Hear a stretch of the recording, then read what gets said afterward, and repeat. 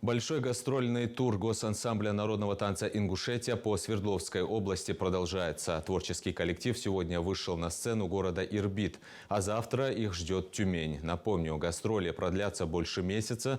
За это время ансамбль планирует выступить в 21 городе. Стартовали в Алапаевске 31 августа, а завершат в Сочи 5 октября.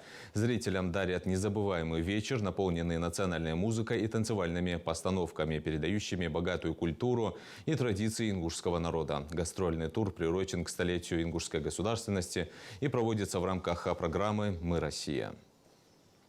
Зритель самый-самый теплый, самый невероятный, радушный, залы переполнены. Я выхожу на сцену как ведущая, не могу начать говорить, потому что овации просто не прекращаются. Наши гастрольное турне только вот на середине этапа, поэтому еще многое впереди. Я думаю, что все будет так же хорошо. Да, Лэндали. И мы в октябре даем последний концерт 4 октября или 5 в Сочи. И будем дома.